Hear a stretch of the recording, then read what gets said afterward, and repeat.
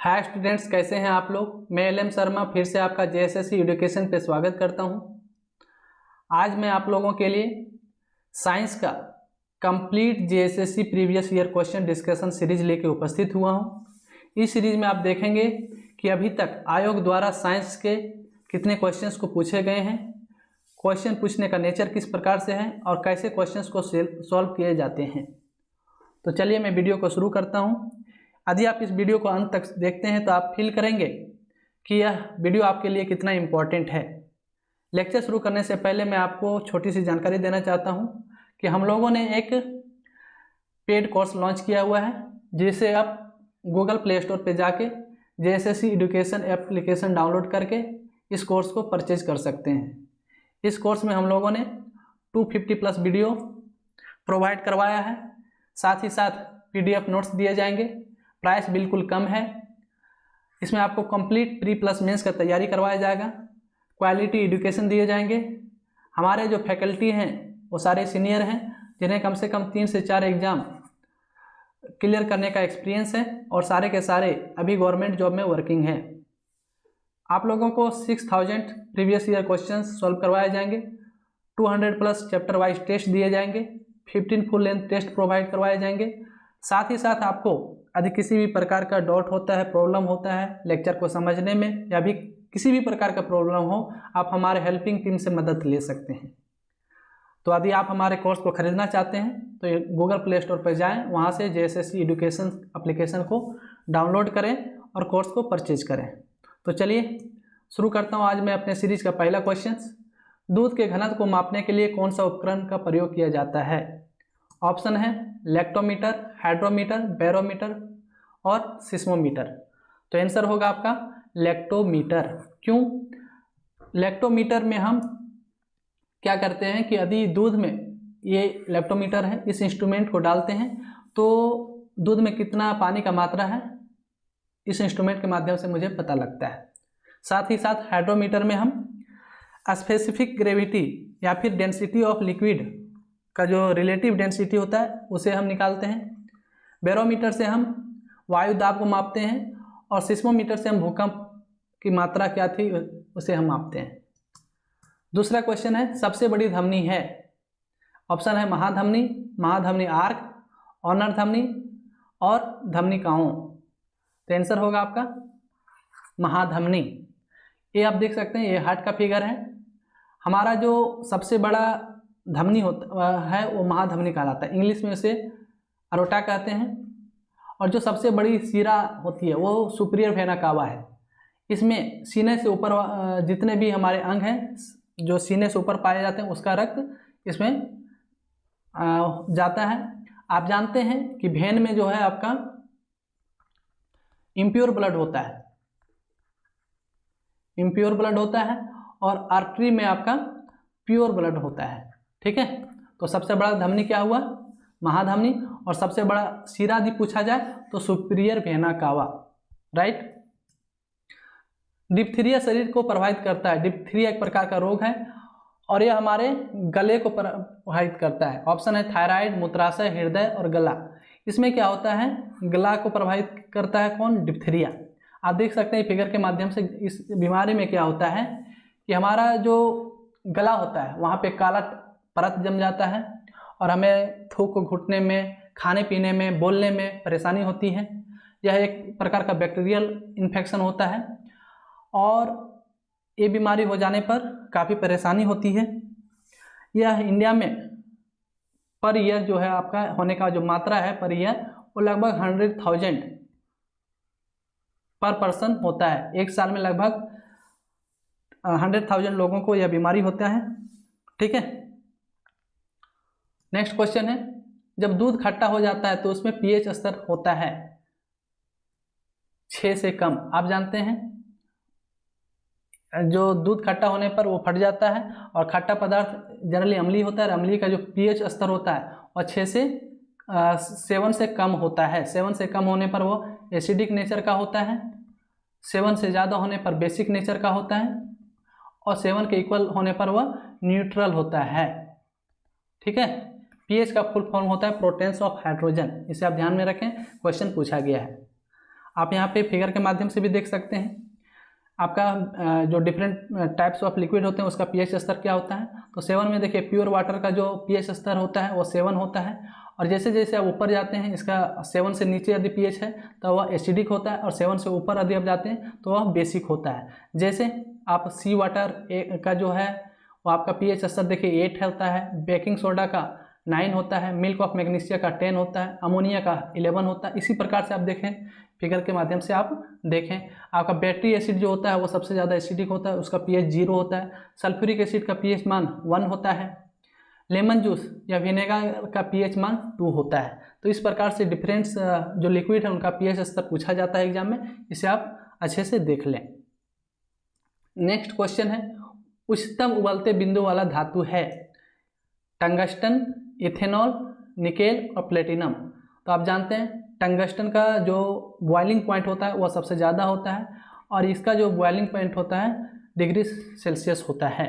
इसके साथ ही साथ आप जो अभी तक एग्जाम में पूछे जाते हैं उसको भी आप ध्यान में रखें। वाटर का पूछा जाता है 100 डिग्री सेल्सियस, मर्करी का भी पूछा जाता है 357 डिग्री सेल्सियस, एसिडिक एसिड का 180 डिग्री सेल्सियस, बेंजीन का 80 डिग्री सेल्सियस, इथाइल अल्कोहल का 78 डिग्री सेल्सियस, और एसीटोन का जो बॉइलिंग पॉइंट होता है वो 39 डिग्री सेल्सियस होता है।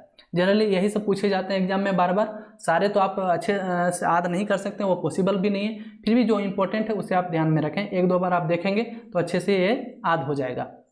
टंगस्टन का यूज हम बल्ब के फिलामेंट में भी करते हैं, क्योंकि इसका बॉइलिंग पॉइंट बहुत ज़्यादा होता है और यह गलता नहीं है, इसलिए इसे हम बल्ब के तंतु में या फिलामेंट में यूज करते हैं। नेक्स्ट क्वेश्चन है, ज्वारीय शक्ति का उदाहरण है tidal power is the example of non renewable resources, geothermal energy, renewable energy sources या फिर हाइड्रो इलेक्ट्रिक एनर्जी। आप जानते हैं टाइडल पावर आपका जो है रिन्यूएबल एनर्जी सोर्सेस में के अंतर्गत आता है। रिन्यूएबल सोर्सेस एनर्जी का मतलब है कि जिसे आप बार बार यूज कर सकते हैं, यूज करने से यह घटता नहीं है, उसे हम रिन्यूएबल एनर्जी सोर्सेस करते हैं। और नॉन रिन्यूएबल रिसोर्सेस का मतलब है जिसे हम यूज करने से वह खत्म हो जाता है और पुनः उसे हम यूज नहीं कर सकते हैं। जैसे आप इस फिगर के माध्यम से समझे, ये रिन्यूएबल एनर्जी हुआ, ये नॉन रिन्यूएबल एनर्जी हुआ। रिन्यूएबल एनर्जी के अंतर्गत में सोलर आता है, आपका विंड जो पवन चक्की वो भी आता है, जियोथर्मल एनर्जी आता है, वाटर एनर्जी आता है, बायोमास आता है, और नॉन रिन्यूएबल में आपका जो आता है नेचुरल गैस हो गया, कोल हो गया, न्यूक्लियर हो गया, फ्यूल्स हो गए। ये सारी एनर्जी जो है आपके नॉन रिन्यूएबल एनर्जी हैं, इसे आप ध्यान में रखें, एग्जाम्स में पूछे जाते हैं।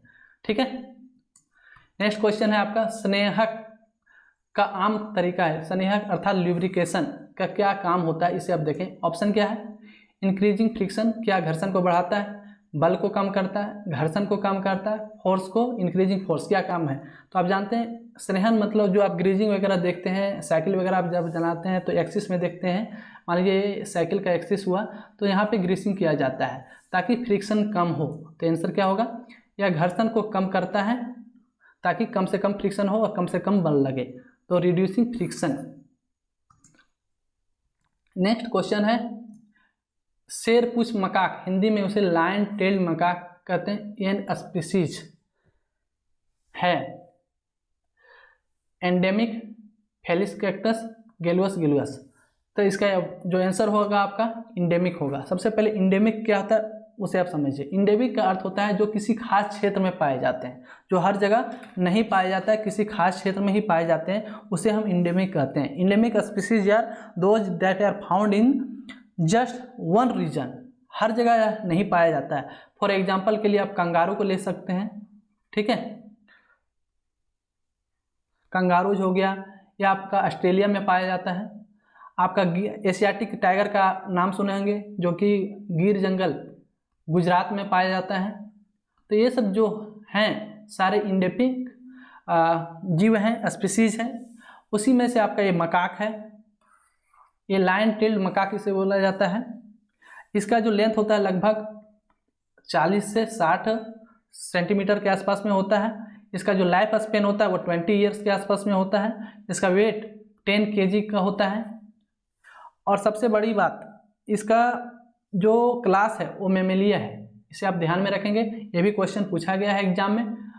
ये क्वेश्चंस जो है सिर्फ आपके लिए जेएसएससी एजुकेशन के लिए ही नहीं, आप जितने भी वनडे एग्जाम देते हैं साइंस से रिलेटेड जितने भी क्वेश्चन पूछे जाते हैं सारे के सारे इंपॉर्टेंट होते हैं। और इसका जो साइंटिफिक नेम है वो क्या है, मकाक सिलेनियस, इसे आप ध्यान में रखेंगे, ठीक है,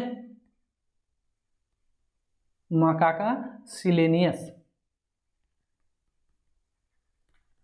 तो ये लाइन टेल्ड मकाक से इतने सारे पॉइंट को आप ध्यान में रखेंगे। क्या यह एंडेमिक जब है जो किसी खास क्षेत्र में पाए जाते हैं, इसका वेट 10 kg के आसपास में होता है, लाइफ स्पेन 20 ईयर्स होता है, इसका लेंथ 40 से 60 के आसपास में होता है और मेमेलिया में आता है, अर्थात यह स्तनधारी जीव है। नेक्स्ट क्वेश्चन है, यूरिया में नाइट्रोजन की मात्रा कितनी होती है? Amount of the nitrogen in urea is 0.5, 0.48, 46, 55। Answer होगा 46% यूरिया पाया जाता है। यूरिया में 46% नाइट्रोजन पाया जाता है। यूरिया का जो फार्मूला होता है उसे आप ध्यान में रखें, ये भी पूछा जाता है CONH2 का 2 टाइम्स, या फिर NH2 CONH2 भी होता है, या फिर CH4N2O भी होता है। आप तीनों को ध्यान में रखेंगे, तीनों पूछे जाते हैं ऑप्शंस में, तो आप कंफ्यूज नहीं होंगे। अधिकतर जो है आपका यही दोनों ऑप्शन पूछा जाता है, यह रेयर केस में यह पूछा जाता है, लेकिन फार्मूला तीनों होता है, ठीक है। और उसमें यूरिया में नाइट्रोजन, फास्फोरस और पोटेशियम तीनों पाया जाता है, जिसमें नाइट्रोजन का जो मात्रा होता है 46% होता है। नेक्स्ट क्वेश्चन है, German silver is the alloy of, German रजत। देखिए एक्चुअली ये सिल्वर नाम है, ये कंफ्यूज के लिए दिया जाता है, सिल्वर है लेकिन इसमें सिल्वर की मात्रा नहीं होती है, इस चीज़ को आप ध्यान में रखेंगे। तो इसमें सिल्वर का जो मिश्र धातु है वो आपका कॉपर, जिंक और निकेल का होता है। Copper Cu plus Zn plus nickel यदि हम मिलाते हैं एक निश्चित मात्रा में, तो जो हमें प्राप्त होता है वो जर्मन सिल्वर। तो आप देखें कि इसमें सिल्वर की मात्रा है ही नहीं, सिल्वर अर्थात चांदी नहीं पाया जाता है, सिर्फ नाम है, तो नाम देख के आप कंफ्यूज नहीं हो, इस चीज़ को आप ध्यान में रखें। नेक्स्ट क्वेश्चन है, सभी खाद्य श्रृंखलाएं से शुरू होती है, all food chains start with. खाद्य श्रृंखला का अर्थ होता है कि जो इकोसिस्टम में, इकोलॉजी में हमारा जो चेन है वो किस प्रकार से है उसे हम देखेंगे। तो इसका ऑप्शन है जीवाश्म ईंधन का जलना, burning of fossils fuel, eating of food, energy from the sun, decomposition of bacteria. तो इसका आंसर होगा एनर्जी फ्रॉम द सन। इसे आप इस तरह समझें, एनर्जी फ्रॉम द सन क्यों हुआ कि हमारा जो इकोसिस्टम है उसका सोर्स ऑफ एनर्जी क्या है वो पूछा जा रहा है इस क्वेश्चन में। तो सोर्स ऑफ एनर्जी जो है हमारा सन ही होता है, ठीक है, सन ही एकमात्र अल्टीमेट सोर्स ऑफ एनर्जी होता है। इसी से सबसे पहले पेड़ पौधे क्लोरोफिल के माध्यम से अपना खाना बनाते हैं और इसी को खाते हैं। मान लीजिए देखिए इस चार्ट के माध्यम से आप समझें, ये ट्री हुआ, इसके फल फूल को ये हिरन आके खाया, ये हिरन खा के बड़ा हुआ, फिर इसे शेर खा गया, यह चेन बना फूड चेन। उसी प्रकार मान लीजिए फूल हुआ, इस पर तितली आके बैठी, इस तितली को मेढक खा गया, मेढक को सांप खाया और सांप को फिर ये ईगल आके खा गया। तो इस प्रकार से हमारा एनर्जी का ट्रांसफर होता है, कहाँ से, सन टू इंड तक। ये पेड़ पौधे हैं, इसमें देखिए छोटी मछली आके खाए, इसके जो चारा होता है उसको, इस छोटी मछली को बड़ी मछली आके खा गई, या बड़ी मछली को फिर से ये बर्ड आके खा गया। तो आप देख रहे हैं सन से एनर्जी निकला था और ये एनर्जी का ट्रांसफर डिफरेंट जीव में इस प्रकार से होता है। तो जो सोर्स ऑफ एनर्जी है तो एनर्जी फ्रॉम द सन होता है, राइट। नेक्स्ट क्वेश्चन है, जंगल बनाने के लिए बंजर भूमि में पेड़ लगाने का प्रयास को कहते हैं क्या?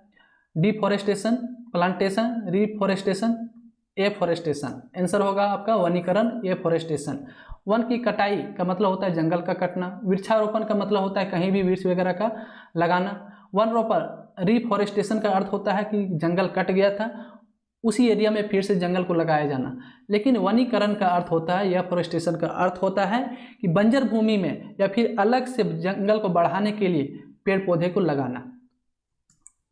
नेक्स्ट क्वेश्चन है, शुद्ध पानी का पीएच स्तर होता है, अभी आपको बताया था पहले भी कि जो प्योर वाटर है उसका प्योर वाटर का पीएच मान 7 के बराबर होता है, ठीक है। क्यों? यह न्यूट्रल प्रकृति को होता है। इस फिगर में भी देखें, देखिए पीएच मान यदि जो 7 होता है तो वह न्यूट्रल होता है, 7 से ऊपर आपका अल्कालाइन होता है अर्थात एसिड बेसिक होता है, और 7 से यदि पीएच मान कम है तो एसिडिक नेचर का होता है, ठीक है। इस चार्ट के माध्यम से आप डिफरेंट जितने भी जैसे राइस हो गया, राइस वाइन हो गया, एग हो गया, ऑनियन हो गया, उसका पीएच मान क्या है उसे आप देख सकते हैं। इसे आप ध्यान में रखें। सारे को डिस्कस नहीं कर सकता क्योंकि वीडियो लंबा हो जाएगा। नेक्स्ट क्वेश्चन है, बिग बैंग कितने साल पहले हुआ था? तो इसका आंसर होगा आपका 13.7 मिलियन वर्ष एगो। ठीक है, इसमें क्या हुआ था कि हमारा जो ब्रह्मांड है इसमें एक जबरदस्त प्रकार का विस्फोट हुआ था। विस्फोट होने के बाद ही अलग अलग आप जो सूर्य देख रहे हैं, मंगल ग्रह देख रहे हैं, जो जितने भी प्रकार के आकाश गंगा में पिंड है, सभी का निर्माण बिग बैंग होने के बाद ही हुआ था। और यह जो घटना घटी थी 13.7 बिलियन ईयर्स एगो घटित हुआ था। ये बार बार बहुत सारे एग्जाम में पूछे जाते हैं, इस क्वेश्चंस को आप ध्यान में रखेंगे। नेक्स्ट क्वेश्चन है, एक आंत्र परजीवी है, इज एन इंटेस्टियल पैरासाइट्स। इसका आंसर क्या होगा? देखते हैं ऑप्शन में क्या है, अमीबा, आयरिस, कंडू अर्थात स्केबिज, टेपवर्म और बोरेलियो। सबसे पहले इसका आंसर क्या हो जाएगा? टेपवर्म। सबसे पहले आप देखेंगे पैरासाइट्स का क्या मतलब होता है। पैरासाइट्स का मतलब होता है कि गिव एंड टेक थ्योरी पर गिव एंड टेक, अर्थात ये आपके शरीर में एक होस्ट की तरह रहता है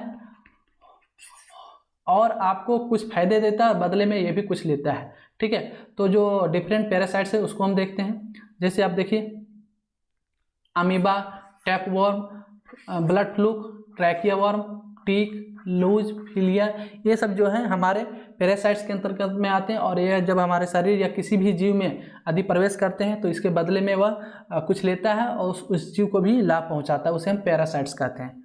राइट। तो नेक्स्ट है, श्वेत रक्त कोशिकाओं के लिए एक और नाम क्या है?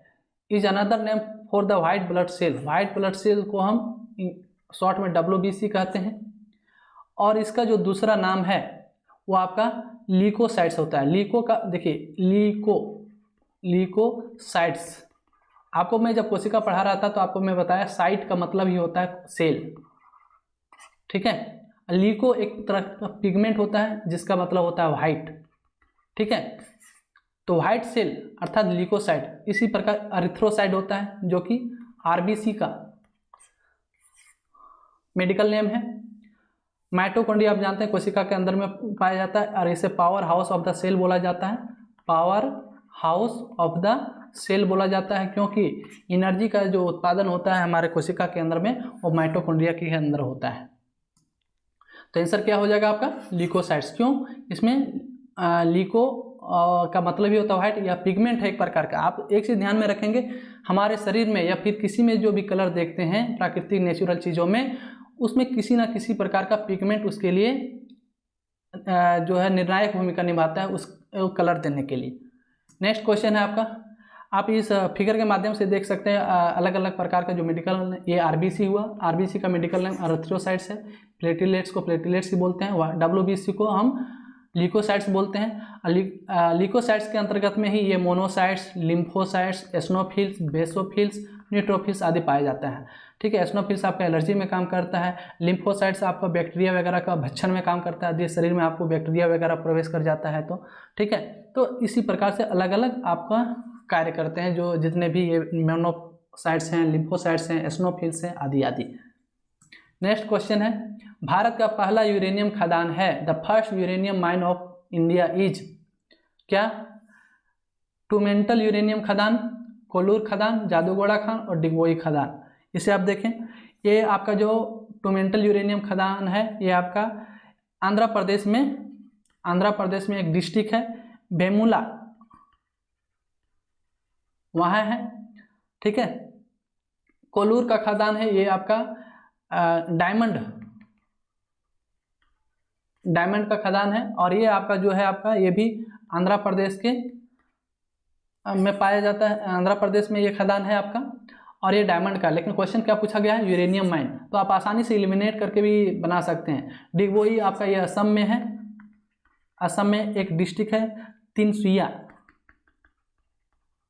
वहाँ पे डिगबोई का जो माइंस है और यहाँ से पेट्रोलियम निकाला जाता है। तो बचता है जादूगोड़ा, यह आपका झारखंड में पाया जाता है और आप जानते हैं जादूगोड़ा फेमस है यूरेनियम माइंस के लिए। इसे आप फिगर के माध्यम से देखिए कि ये जो आप देख रहे हैं भारत का मानचित्र, ये जो एरिया है एक्चुअली इसमें आपका यूरेनियम बहुल क्षेत्र है। यूरेनियम जो पाया जाता है जनरली इसी क्षेत्र में पाया जाता है, झारखंड के जादूगोड़ा में, छतरपुर उड़ीसा में और आंध्र प्रदेश में भी यूरेनियम का मात्रा पाया गया है। नेक्स्ट क्वेश्चन है, एक तितली के आकार का ग्रंथि है, किस ग्रंथि किस ग्लैंड का जो आकार होता है वो तितली के आकार का होता है? ऑप्शन है ओवेरीज, ओवेरीज आपका ये फीमेल्स में पाया जाता है, ठीक है। थायराइड ग्लैंड्स, पिनियल ग्लैंड्स और हाइपोथैलेमस ग्लैंड, तो आंसर होगा आपका थायराइड ग्लैंड्स। आप यहाँ देख सकते हैं थायराइड ग्लैंड्स जो है आपका गले के पास पाया जाता है और ये फिगर में देखिए उसका आकार किस प्रकार से है, तितली के आकार पे। ये आपका जो है थायराइड ग्लैंड्स है और इसका आप आकार खुद से देख सकते हैं कि किस प्रकार से आपको दिख रहा होगा ये तितली के आकार का है। तो वही क्वेश्चन में पूछा गया है कि एक तितली के आकार का ग्रंथि है, तो आंसर क्या होगा आपके लिए? Thyroid glands. आप डिफरेंट जो भी ग्लैंड्स पाए जाते हैं हमारे शरीर में उसका आकार इस प्रकार से, जैसे एड्रिनल ग्रंथि का आकार इस प्रकार से है, थायराइड का इस प्रकार से है, पेंक्रियाज का इस प्रकार से है, पिट्यूटरी ग्लैंड्स है, ब्रेन्स का ऐसा होता है, ओवेरीज जो कि फीमेल्स में पाए जाते हैं, टेस्टिकल्स ये मेल्स में पाए जाते हैं, और ये थाइमस ग्रंथि का आकार इस प्रकार से होता है। तो ये आकार को आप ध्यान में रखेंगे। देखिए क्वेश्चंस पूछे गए हैं आकार को लेकर भी, तो आप कन्फ्यूज में नहीं होंगे। साथ ही साथ देखिए ये भी पूछा जाता है कि हमारा थायराइड ग्रंथि कहाँ पाया जाता है, पिनियल ग्रंथि कहाँ पाया जाता है, उसका पोजीशन, उसके स्थान को भी आप ध्यान में रखेंगे। जैसे हाइपोथैलेमस देखिए दिमाग में पाया जाता है, पिनियल भी आपका कान के जस्ट बगल में पाया जाता है, पिट्यूटरी भी वहीं पे पाया जाता है गाल से जस्ट ऊपर में, थायराइड ग्रंथि आपका गले में पाया जाता है, थाइमस छाती से थोड़ा ऊपर और गले से नीचे पाया जाता है, पेनक्रियाज आपके स्टोमक में पेट में पाया जाता है, एड्रिनल ग्रंथि अर्थात जस्ट उसके नीचे होता है, ये ओवेरी मेल्स में पाया जाता है, टेस्टिकल्स फीमेल्स में पाया जाता है। तो ये पोजीशंस को आप ध्यान में रखेंगे। तो ये सिर्फ एक क्वेश्चंस नहीं है, एक क्वेश्चंस के माध्यम से आप अनेक क्वेश्चंस को सॉल्व कर सकते हैं और ध्यान में रख सकते हैं। नेक्स्ट क्वेश्चन है आपका, प्रकाश की घटना के कारण इंद्रधनुष का निर्माण होता है, तो इसमें कौन सी घटना होता है? रिफ्लेक्शन, रिफ्रैक्शन और डिस्पर्सन, रिफ्लेक्शन, रिफ्रैक्शन और डिस्पर्सन। तो देखिए इसमें ये तीनों होता है, रिफ्लेक्शन, रिफ्रैक्शन, डिस्पर्सन। वो कैसे होते हैं इस फिगर के माध्यम से देखिए। सबसे पहले ये सनरेज आता है, तो आप मान लीजिए बरसात होता है, उसमें आप मान लीजिए एक बूंद को मैंने लिया यहाँ पे, एक हुआ, इसमें जैसे लाइट पूरा या प्रिज्म की भांति काम करता है, तो यहाँ पे देखिए रिफ्रैक्शन हुआ, रिफ्रैक्शन हुआ तो ये विभिन्न कलर्स में बट गए और फिर यह यहाँ से रिफ्लेक्ट होके हमारे आंखों पर पड़ता है, जहाँ से हमें फिर यह इंद्रधनुष दिखता है या विबजियोर इसका जो होता है, जैसे V से वायलेट, E से इंडिगो, I से B से ब्लू, G से ग्रीन, Y से येलो, O से ऑरेंज और R से रेड। ठीक है, रेड सबसे ऊपर होता है। ये पूछा गया है कि जो इसका क्रम आप ध्यान में रखेंगे तो ऐसे क्वेश्चंस को सॉल्व करने में आपको परेशानी नहीं होगी। तो इस चीज़ को आप ध्यान में रखें कि जो रेनबो होता है उसमें रिफ्लेक्शन, रिफ्रैक्शन और डिस्पर्सन तीनों होता है। राइट, कैसे होता है वो आप यहाँ पे देख लिए। यहाँ जैसे सनरेज आया, सनरेज जैसे ही ड्रॉप पे पड़ा, यहाँ से रिफ्रैक्शन होके ये 7 कलर में बढ़ गया, फिर यहाँ से ये 7 कलर रिफ्लेक्ट होकर हमारे आँख के रेटिना पे पड़ता है, जहाँ से हमें ये इंद्रधनुष दिखाई पड़ता है। नेक्स्ट क्वेश्चन है, परमाणु ऊर्जा पैदा करने के लिए एक उपकरण है, तो क्रूसिबल्स, फ्लोरेंस फ्लास्क, रिएक्टर, बीकर। तो आप ये देखें क्रूसिबल्स, फ्लोरेंस फ्लास्क और बीकर ये लेबोरेटरी में पाया जाता है, प्रयोगशाला में पाया जाता है, लेकिन ये जो रिएक्टर है ये एटॉमिक एनर्जी जहाँ क्रिएट किया जाता है वहाँ पे रिएक्टर बनाया जाता है। तो आंसर क्या हो जाएगा आपका? रिएक्टर। आप फिगर के माध्यम से देखें, ये जो आप देख सकते हैं प्रयोगशाला में जहाँ पे यूरेनियम होता है वह रिएक्टर इस प्रकार से होता है। तो ये 20 क्वेश्चन का सीरीज में इतना ही, फिर मिलते हैं अगले क्लास में। तब तक के लिए धन्यवाद। जय हिंद, जय भारत, थैंक यू।